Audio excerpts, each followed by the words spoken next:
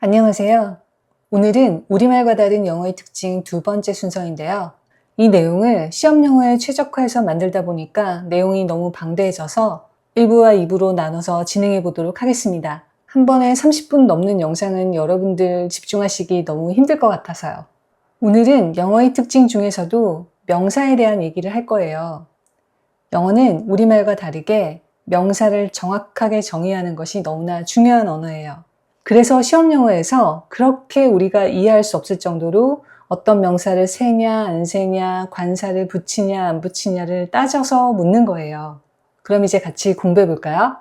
조금 전에도 말씀드렸지만 영어는 명사를 정확히 정의해야 하는 언어예요. 이 부분이 우리나라 말과 정말 큰 차이가 있죠. 우리는 명사를 구체적으로 영어처럼 이리저리 따져가면서 정의하지 않아요. 그래서 관사 개념이 대단히 약한 언어이고요. 어떤 명사를 세냐 안 세냐의 여부도 하나도 중요하지 않죠. 그렇기 때문에 한국인으로서 우리가 영어를 배울 때는 이 영어의 특징을 주의 깊게 공부하셔야 합니다. 자, 이제 원칙을 볼게요. 첫 번째, 같은 어휘도 가산 불가산 여부에 따라서 의미가 확연히 달라져요. 이건 조금 있다가 예문으로 같이 살펴보도록 하겠습니다. 2번, 불가산 명사로만 쓰이는 명사는 소수이고 이 불가산 명사로만 쓰이는 소수의 명사들을 토익이나 탭스에서 매달 돌아가면서 하나씩 출제를 하죠. 그리고 대부분의 명사는 문맥과 의미에 따라서 가산, 불가산 둘 다 가능해요. 그러니까 다시 한번 정리하자면 불가산 명사로만 쓰이는 명사는 극소수고요. 대부분의 명사는 가산으로도 불가산으로도 다 쓰인다. 이렇게 정리하시면 되죠. 그럼 이제 또 머릿속이 복잡해지기 시작하죠. 가산, 불가산 다 가능하다면 대체 언제 가산 명사를 쓰고 언제 불가산 명사를 쓰는 거야? 이런 생각이 드시죠? 세 번째 원칙을 보시면 어느 정도 기준이 설 거예요. 세 번째, 대체로 추상적이고 일반적인 의미면 불가산, 구체적이고 개별적인 의미가 가미되면 가산 명사를 씁니다. 이 점을 염두에 두고 명사를 어떻게 정의했는지를 잘 챙겨서 보시면 내재화가 좀 편하실 거예요. 자, 이제 네 번째로 가볼까요? 명사 앞에 정관사 있냐 없냐의 여부도 매우 중요하다라고 했죠. 자, 이제 가산, 불가산 여부에 따라서 다른 뜻이 적용되는 예를 한번 볼게요. I like orange. I like oranges. 어떻게 다를까요? 앞문장은 오렌지를 셀 수 없는 명사로 썼죠. 오렌지라는 단어만 딱 쓰고 앞 뒤에 단복수 처리가 전혀 안 되어 있고 정관사도 없어요. 이건 셀 수 없는 명사, 불가산 명사로 사용한 거죠.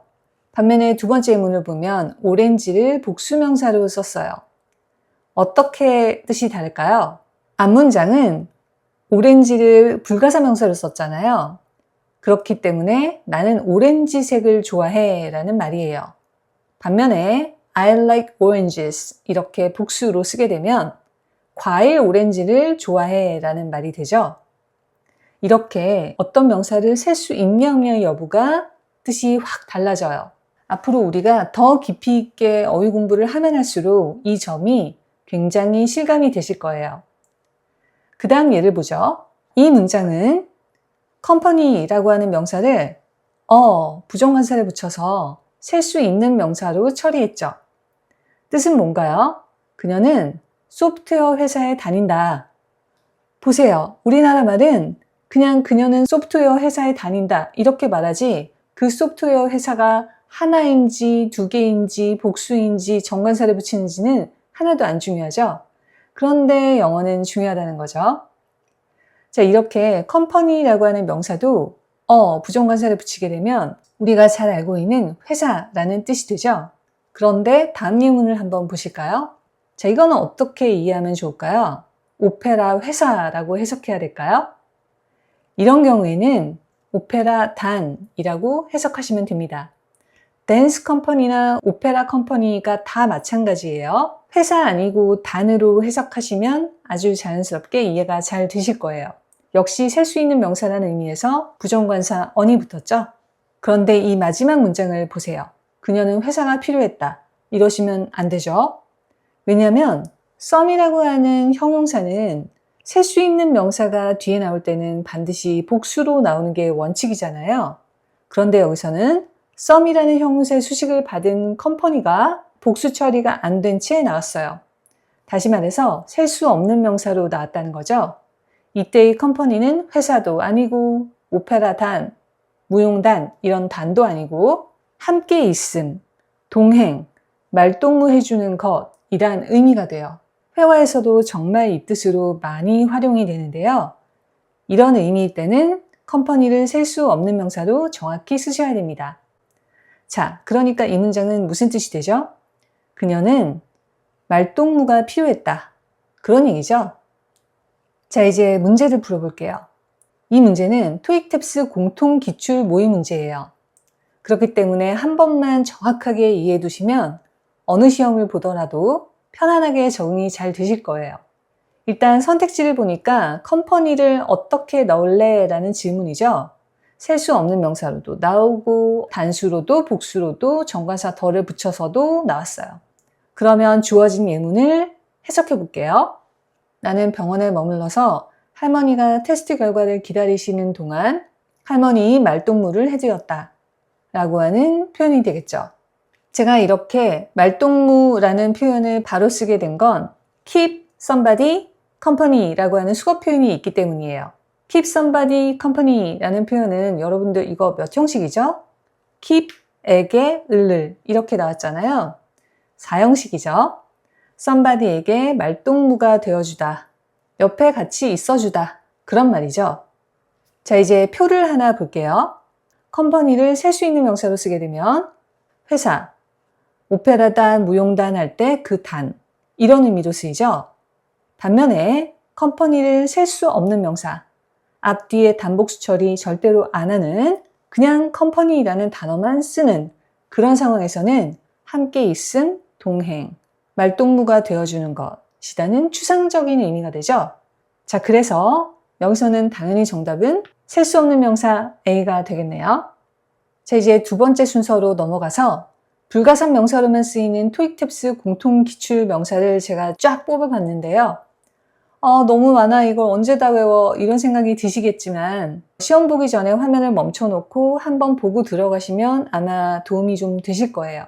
역사와 전통의 기출 단어들이거든요. 게다가 토익 탭스 공통 기출이기 때문에 활용도가 높아요. 그리고 라이팅이나 스피킹을 할 때도 이 명사들은 셀 수 없는 명사로 정확하게 쓰시면 좋겠어요. 중요하고 혼동될 만한 두 가지를 설명드릴게요. 우선 메일, 우편물, 셀 수 없습니다. 그런데 이게 왜 헷갈릴 수 있냐면요. 이메일은 셀 수 있는 명사로도 써요. 이메일이 셀 수 있는 명사로도 쓰니까 메일도 셀 수 있는 명사로 쓰는 거 아니야? 라고 생각하기가 쉽잖아요. 그런데 메일은 셀 수 없는 명사로 쓰는 게 맞습니다. 그리고 또 한 가지는 정말 중요한데요. permission, 허가, access, 접근. 이 두 단어가 시험에서 정말 중요하게 다뤄지거든요. 이건 문제풀이를 하면서 같이 한번 확인해 보도록 할게요. 토익 탭스 공통 기출 모의 문제 하나 더 풀어볼게요. 빈칸 자리에 알맞은 명사를 넣으세요 라는 질문이죠. 우선 주어진 문장의 내용을 확인해 보고 선택지를 정리해 보도록 하죠. 문장을 해석하기에 앞서서 중요한 단어 하나만 먼저 볼게요. access라고 하는 동사가 바로 앞에 before 전치사의 목적어 역할을 하기 위해서 동명사 형태로 나왔어요. access 명사는 전치사 to를 대부분의 경우에 동반하거든요. 반면에 access 동사는 전치사 to를 동반하지 않고 삼형식으로 정확히 쓰셔야 돼요. 여기서도 보면 동명사 accessing 뒤에 전치사 to가 아니라 confidential files가 나왔어요. 기밀 파일이죠. 그럼 전체 내용은 이렇게 되네요. 직원들은 기밀 파일에 접속하기 전에 상사의 허가를 받아야 한다. 이런 말이죠. 자, 그러면 permission과 permit 선택지 정리해 볼게요. permit이라고 하는 단어는요. 허가증, 다시 말해서 물리적인 실체가 있는 허가증을 말할 때 써요. 가장 전형적인 예가 주차증이죠. 주차증은 영어로 a parking permit 이렇게 표현해요. 그래서 가산명사가 되는 거죠. A parking permit에 permit 자리에 빈칸이 들어가면서 알맞은 명사를 넣어보세요 라는 문제가 나오면 permission을 답으로 고르지 않도록 주의하셔야 되죠. permission이라고 하는 단어는 허가, 추상적인 개념이에요. 그러니까 불가산 명사로만 써야 하거든요. permission이 셀 수 있는 명사 처리가 돼도 틀리고 permit을 셀 수 없는 명사 처리에도 틀려요. 이 두 가지는 반드시 구별해서 정확하게 이해하시는 게 좋겠죠? 그러면 빈칸 자리에 알맞은 정답은 뭔가요? 당연히 permission이겠죠? 지금 빈칸 앞에 부정관사 이런 게 전혀 없어요. 그리고 두 번째 선택지 permit은 허가증이라고 하는 표현을 셀 수 없는 명사 처리한 거잖아요. 그리고 CD는 셀 수 없는 명사인 permission을 셀 수 있는 명사인 것처럼 어랑 복수 예스를 붙여놨어요. 그래서 틀리죠? 이런 식으로 토익이나 탭스에서 문제로 출제된다는 걸 꼭 기억해 두세요. 토익 탭스 공통기출문제 하나 더 풀어볼게요. 주어진 문장에 빈칸 자리에 알맞은 액세스의 모양을 넣어보세요 라는 문제 같죠? 선택지를 보니까 액세스가 다양한 모양으로 바뀌어 나왔어요. 그럼 하나만 확인해 볼까요? 빈칸 앞에는 is 형용사가 나와 있고 빈칸 뒤에는 to 전치사 to네요. 주어진 문장의 내용은 이 지하철역은 이 도시의 주요 쇼핑 구역에 쉽게 접근할 수 있게 한다 라는 말이죠. 조금 전에 앞 문제를 풀면서 설명드렸던 액세스에 대해서 다시 한번 정리해 볼게요. 명사 액세스와 동사 액세스는 두 개가 다 문제로 많이 출제가 돼요. 따라서 정확하게 정리해 두시는 게 도움될 거예요. 명사 액세스는 뭐뭐에 대한 접근, 접속, 이용 권한으로 해석을 하죠. 그리고 전치사 to가 대부분의 경우에 동반돼요. access to 명사, 명사에 대한 접근, 접속, 이용 권한. 그리고 정말 결정적으로 중요한 건 불가산 명사라는 거예요. 다시 말해서 셀 수가 없죠. 그러니 access 명사를 단복수 처리하는 건 다 틀려요. 반면에 동사 access는 목적어에 접근하다, 접속하다 라는 뜻인데 명사 access는 전치사 to를 바로 동반하는 경우가 대부분이잖아요. 그런데 동사 access는 반드시 전치사 to 없이 삼형식으로만 사용하셔야 됩니다. 이 표를 보고 우리가 선택지 두 개는 완벽하게 제거할 수 있었죠? access 명사를 단복수 처리한 B, C 다 빼버리고 이제 동명사와 명사 access만 남았는데 동명사 accessing도 답이 절대 안 되죠. 어떤 동사가 동명사로 나올 때는 그 동명사가 능동태인 경우에 이 동사가 능동태로 진행하는 문장 구조가 능동태의 동명사 뒤에도 그대로 나와야 되잖아요. 따라서 accessing 동명사가 맞으려면 전치사 to 없이 명사 목적어가 바로 나와야 해요. 하지만 문제에서는 빈칸 뒤에 전치사 to가 있으니까 그냥 정답은 바로 A가 되겠죠? 자, 이제 ing로 끝나는 불가산 명사들을 살펴볼 텐데요. 이건 그냥 외워야 되는 거기 때문에 정말 주의해야 될 것 두 가지만 설명을 집중해서 드려볼게요. 우선 clothing, seating 이거 좀 주의하셔야 되죠? clothing도 의류인데 clothes도 의류, 옷이잖아요. 다만 clothes는 오직 복수명사로만 사용하는 경향이 있고요. 그리고 seating 이것도 자석이고 seat 이것도 자석이죠. 우리말로는 똑같은 것 같은데 대체 어떻게 쓰는 거야? 두 개 막 바꿔 써도 되나? 이렇게 혼동이 될 수도 있으실 거예요. sitting은 셀 수 없는 명사고 seat은 셀 수 있는 명사라는 특징이 있죠. seat은 a seat, seats 단복수 처리를 해서 문장에서 사용하셔야 됩니다. 그리고 또 한 가지 중요한 건 lighting이라고 하는 단어인데요. 라이팅? 조명? 뭐 어렵지 않은데? 이런 생각 드시죠? 근데 이 라이팅도 나온 김에 한 번쯤은 관련된 어휘들을 싹 정리하시는 게 시험 대비에 좋으실 거예요. 자, 이제 정리를 해보죠. 라이팅은 조명 시설 내지는 조명 유형을 말해요. 조명을 하나, 둘, 셋, 넷, 세는 명사로 쓰려면 세 번째 줄에 있는 lights 이걸 쓰면 돼요. A light, lights. 단복수 처리하면 개별적인 조명 하나, 둘, 셋, 넷 이걸 나타내요. 이 lights가 가산명사고요. lighting은 다시 말씀드리지만 조명 시설이나 조명 유형을 말하기 때문에 추상적인 개념이죠. 따라서 불가산명사고요. 그냥 아무것도 안 붙인 light 이렇게 나오면 이건 빛이라는 뜻이죠. 따라서 당연히 이것도 불가산명사입니다. 그리고 시험 문제를 풀다 보면 lightning이라고 하는 단어도 나오죠. 이건 번개죠. 불가산명사고요. 자, 이번 문제는 제가 실제 시험장에서 마주한 문제였고요. 시험이 끝나고 나서 모든 학생들이 대부분 다 틀린 문제이기도 했어요. 토익 시험이었습니다. 의외로 굉장히 어렵게 나왔어요. 물론 이 문제는 저작권 준수를 위해서 정답을 뺀 모든 걸 다 바꿨어요. 자, 그럼 같이 풀어볼게요. 우선 주어진 문장의 내용은 그 위원회는 이 의사결정 절차에 있어서 더 작은 지역사회로부터의 빈칸의 부재를 비판했다. 여기서 제가 렉을 부재라고 해석했죠. 사전을 보면 명사 렉은 부족, 동사 렉은 부족하다 이렇게 나오잖아요. 그런데 우리말의 부족이란 표현은 약간 20% 모자란 부족이라는 느낌을 주죠. 반면에 영어의 렉은 거의 없다시피 한 부족이에요.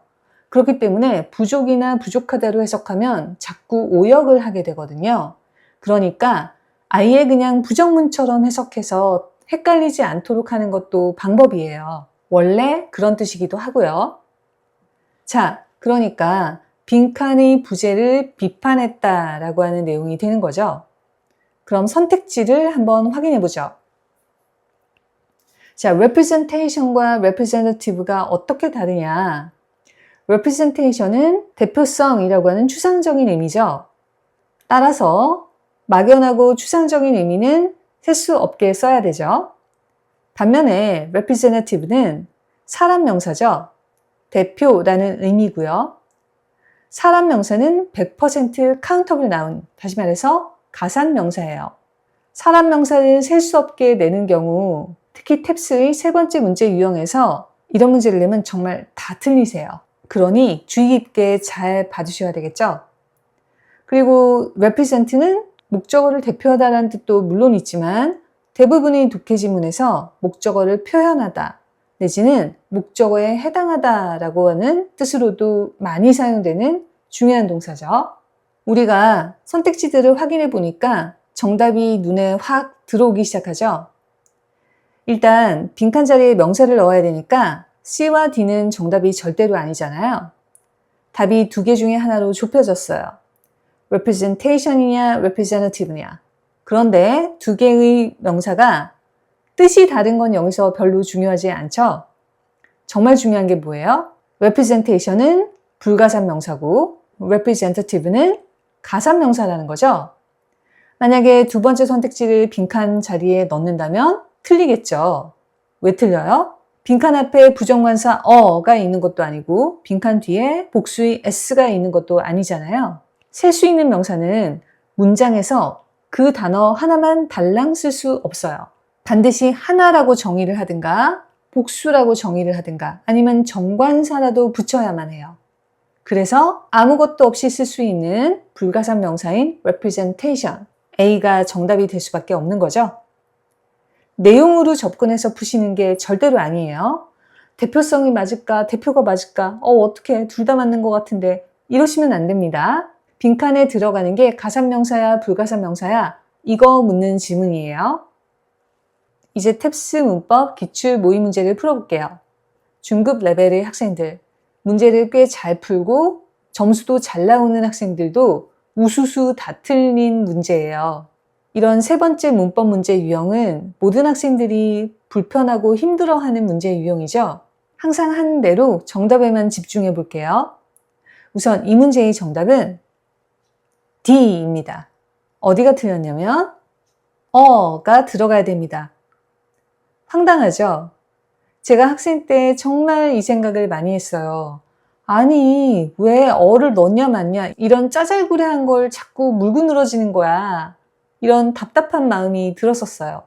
영어는 명사를 구체적으로 정의해야만 하는 언어라는 걸 그때는 몰라서 그랬던 거죠. 전체 내용을 제대로 이해하기 위해서 맨 위부터 해석을 해볼게요. 새 직장에 적응 잘 하고 있어요? 라고 A가 물었네요. 그랬더니 B가 처음엔 어려웠는데요. 동료들이 아주 도움을 많이 줘요. 아, 그래서 만사가 좀 더 편하셨겠네요. 여러분들, 여기 나오는 things도 것들이라는 해석이 떠오르시면 안 돼요. things라는 복수명사는 만사 내지는 상황이라고 해석이 되죠. 그랬더니 B가 물론이죠. 제 상사가 제가 질문이 있을 때마다 엄청 도움이 되는 존재거든요. 이렇게 말을 했어요. 이런 문제가 다시 나올 때는 반드시 맞아야 되니까 help에 대해서도 정의해 볼게요. 셀 수 없는 명사 help와 셀 수 있는 명사 help는 어떻게 다르냐면요. 셀 수 없는 명사 help는 도움이라고 하는 추상적인 의미예요. 따라서 셀 수가 없죠. 반면에 help 하고 셀 수 있는 명사 처리를 하게 되면요. 도움이 되는 사람이나 도움이 되는 존재를 말해요. 좀 더 구체성이 생기죠. 그래서 가상명사입니다. 그런데 이런 게 우리같이 명사를 구체적으로 정의하는 게 전혀 중요하지 않은 언어를 쓰는 사람들에게는 그냥 흘려버리기 쉬운 단서들이라서 이런 문제가 나올 때마다 우리는 너무 어렵게 느껴지죠. 그래서 정성껏 잘 봐두셨으면 좋겠어요. 자, 여기서는 상사가 도움이 되는 존재, 도움이 되는 사람이잖아요. 그래서 어를 붙여야만 하는 거죠. 자, 이제 드디어 마지막 문제예요. 정답을 바로 보도록 하죠. C입니다. 어디가 틀렸냐면요. 맨 끝에 부정관사 어가 빠져야만 하죠. 여기서의 help는 아까 봤던 표를 그대로 띄워보면 그냥 도움이라고 하는 추상적인 의미가 되죠. 해석을 한번 해볼까요? 맨 위부터 보죠. 금요일까지 이 보고서 끝낼 수 있을 것 같아요? 잘 모르겠는데요. 아직도 할 게 너무 많아요. 동료들에게 도움을 좀 구해보지 그래요. 동료들에게 도움을 구하다. 여기서 도움, 추상적인 의미의 명사잖아요. 아까 상사는 도움이 되는 존재였기 때문에 구체적으로 세는 명사로 써야 되니까 a help였고 여기서는 셀 수 없는 명사로 써야 되죠. 도움이라는 막연하고 추상적인 의미니까요. 그렇게 해야 될 수도 있을 것 같아요. 저 혼자 이걸 끝낼 수는 없을 것 같거든요. 이렇게 마무리를 지었어요. 자, 여러분, 다음에 이런 문제가 나오면 꼭 잘 맞추셨으면 좋겠네요. 오늘 준비된 내용은 여기까지고요. 집중하시느라 정말 수고하셨습니다. 영상 봐주셔서 감사드리고 다음에 또 뵙길 바라면서 이만 인사드릴게요. 안녕!